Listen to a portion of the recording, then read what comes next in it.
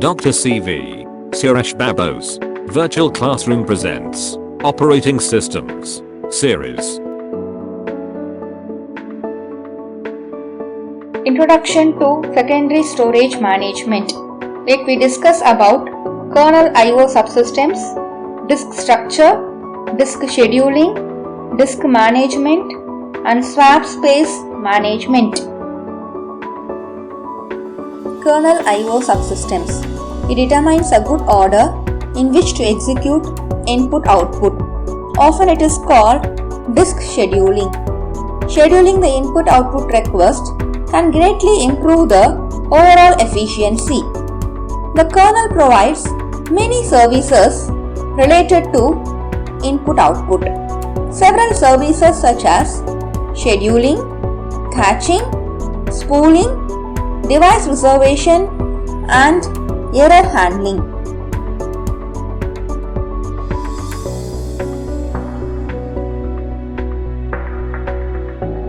Basically, input-output software organized in the following 4 layers: interrupt handlers, device drivers, device-independent input-output software, user space input-output software. In every input-output software, each of the above given 4 layers has a well-defined function to perform a well-defined interface to the adjacent layers.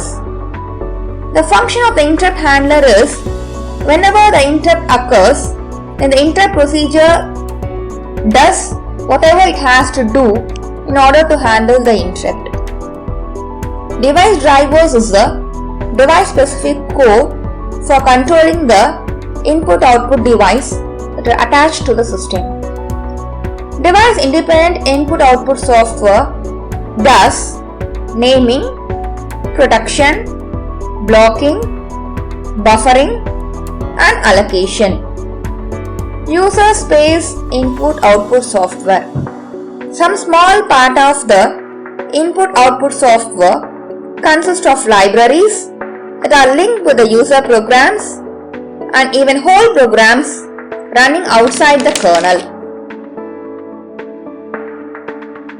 Components of disk I/O transfer. Disk I/O includes read or write or input-output operations involving physical disk. Basically, it measures active disk I/O time. The figure shows the timing of disk transfer. Seek time is the time it takes to position the head at the track. Rotational delay is the time it takes for the beginning of the sector to reach the head. Once the head is in position, the data transfer operation takes place. Let's understand the track, sector, and cylinder concepts. Disk structure. Disk drives are addressed as large one-dimensional arrays of logical blocks, where the logical block is the smallest unit of transport. The one-dimensional array of logical blocks is mapped into the sectors of the disk sequentially. Sector 0 is the first sector of the first track on the outermost cylinder. Mapping proceeds in order through that track, then the rest of the tracks in that cylinder, and then through the rest of the cylinders from outermost to innermost.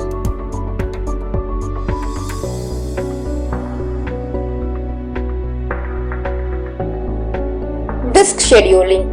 The operating system is responsible for using the hardware efficiently for the disk drives. This means having a fast access time and disk bandwidth. Access time has 2 major components. Number 1, seek time. Seek time is the time for the disk to move the heads to the cylinder containing the desired sector. Rotational latency is the additional time waiting for the disk to rotate the desired sector to the disk head. Disk scheduling minimizes the seek time, and the seek time is proportional to seek distance. Disk bandwidth is the total number of bytes transferred divided by the total time between the first request for service and the completion of the last transfer. There are many sources of disk I/O request. They are operating system, system processes, and user processes. Input-output request includes input-output mode, disk address, memory address, and the number of sectors to transfer. Operating system maintains a queue of requests per disk or per device. Idle disk can immediately work on input-output request. Busy disk means work must queue. Optimization algorithms only make sense when a queue exists. Scheduling characteristics. Some of the scheduling characteristics are throughput. Throughput is the number of requests serviced per unit time. A scheduling policy should have high throughput. The next is mean response time. A scheduling policy should achieve minimum mean response time. Third one is variance of response time. Variance of response time is one of the important phenomenon. Variance is a mathematical measure of how far individual items tend to deviate from the average of the items. The last one is the predictability. A scheduling policy should minimize variance, or else certain requests may experience erratic service levels. All of the disk scheduling strategies are concerned with the following scheduling goals. Number 1. Maximizing throughput by reducing a queue of disk requests. And number 2. Minimizing responses times.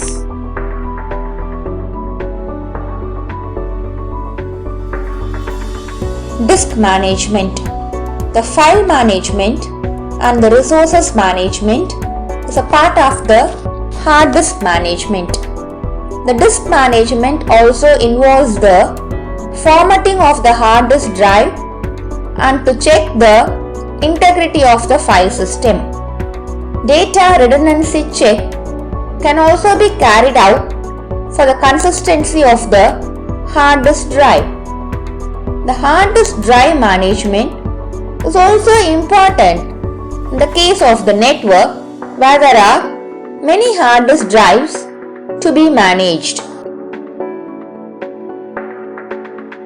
Disk scheduling algorithms.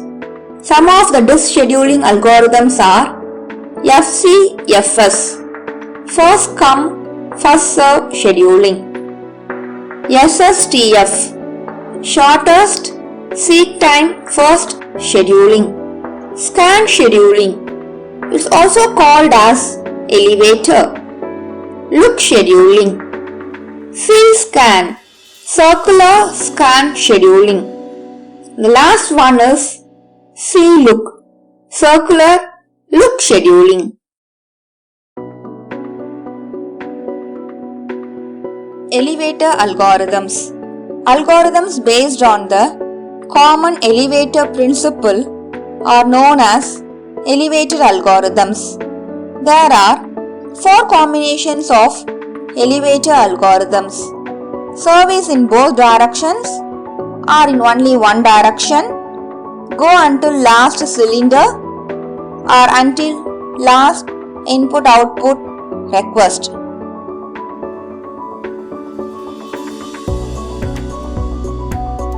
Note that drive controllers have small buffers and can manage a queue of input-output requests of varying depth.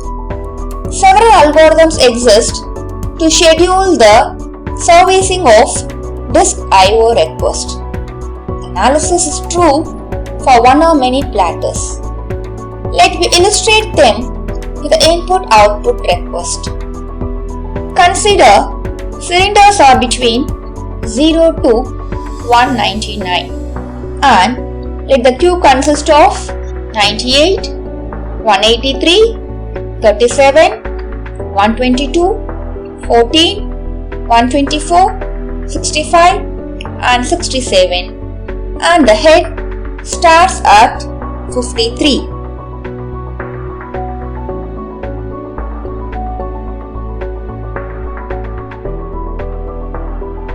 First come, first serve scheduling. FCFS is the simplest disk scheduling algorithm. As the name suggests, this algorithm entertains requests in the order they arrive in the disk queue. It handles the input-output request sequentially and it is fair to all processes. It approaches random scheduling in performance if there are many processes request, and the main drawback is that it suffers from global zigzag effect.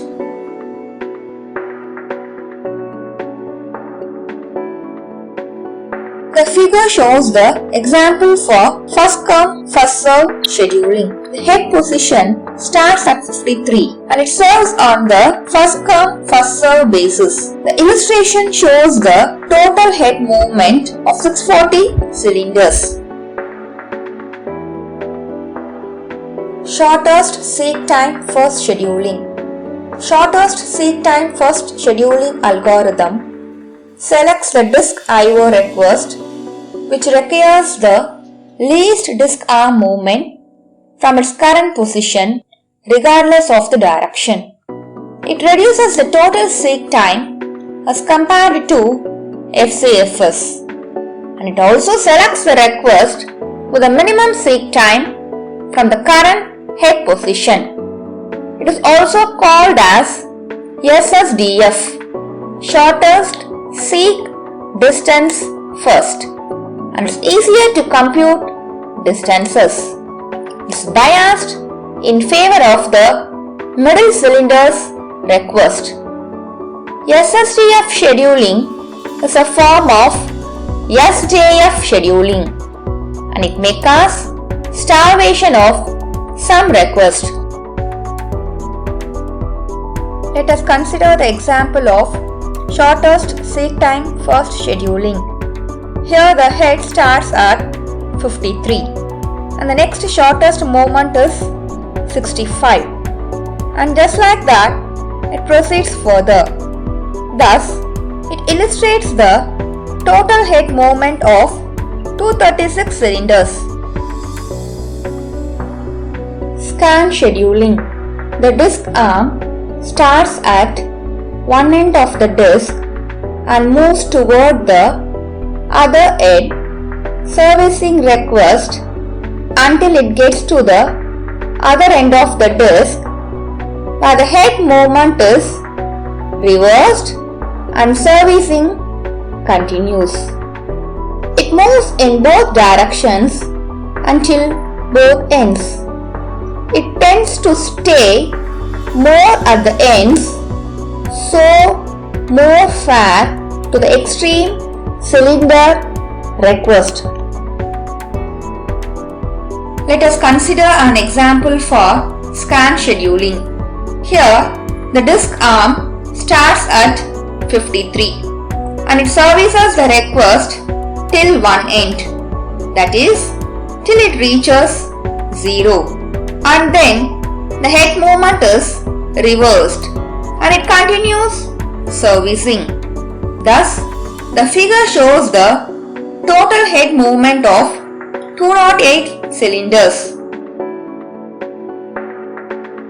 Look scheduling.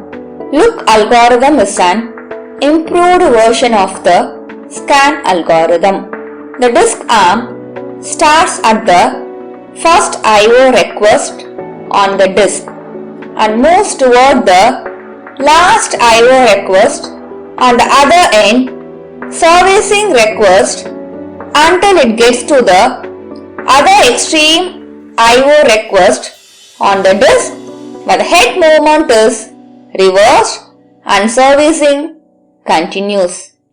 It moves in both the directions until both last I/O request more inclined to serve the middle cylinder request. C-scan scheduling. Circular scan scheduling algorithm is a modified version of scan disk scheduling algorithm that deals with the inefficiency of scan algorithm by servicing the request more uniformly.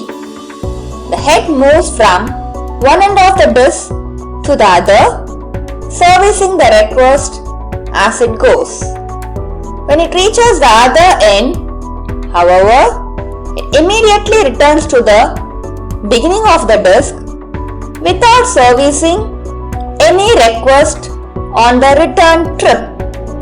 It treats the cylinders as a circular list that wraps around from the last cylinder to the first one. Example of C-scan scheduling algorithm. The figure illustrates the C-scan. Again, the head starts at 53 and services the request as it goes till the end, and however, it returns to 0 without servicing any request on the return. C-look scheduling algorithm. C-look scheduling is the look version of C-scan algorithm. Here, the arm only goes as far as the last request in each direction, then reverses direction immediately without first going all the way to the end of the disk. In general, circular versions are more fair but pay with a larger total seek time. Scan versions have a larger total seek time than the corresponding look versions. C-look example. Let us consider an example for C-look scheduling algorithm. Here, the head starts at 53 and services up to the last request in each direction and reversed immediately. Comparative of all the algorithms. For our convenience, the figure shows the comparative study of all the scheduling algorithms. Swap space management. Swap space is a part of the disk that is used by operating system for performing the memory management task. The management of swap space can be demanded depending on the swap space implementation. There are two possible ways that swap space can be implemented. They are file method and raw method. Let us see these two different methods in detail. In file method, share disk space within the file system. Here, the swap space is treated as a large file within the file system and it does not require any specific management. It uses the file system methods for swap space management and is very easy to implement but extremely inefficient and is not easy to manipulate. In raw method, take separate disk partition and it also needs the special manager for swap space. The amount of swap space is set through the disk portioning, and it's not easy to reset, and it's very efficient and complicated implementation.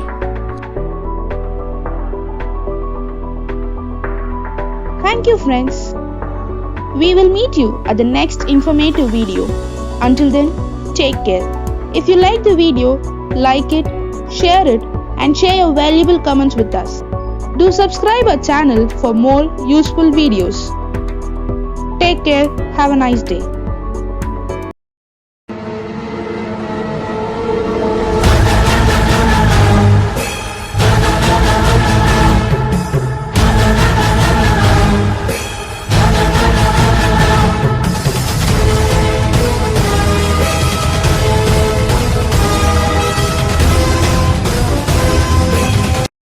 For more detailed information, refer to our book, Operating Systems, Simplified, by Dr. C.V.Suresh Babu.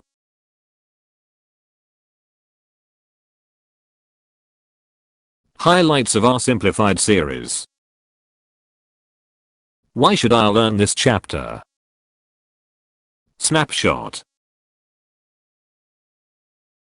Frequently asked question. Summary.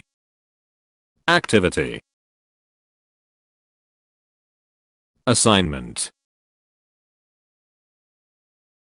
Video online. Just before exam. Test yourself. Keywords. Further readings. For more tutorial videos, subscribe to our YouTube channel.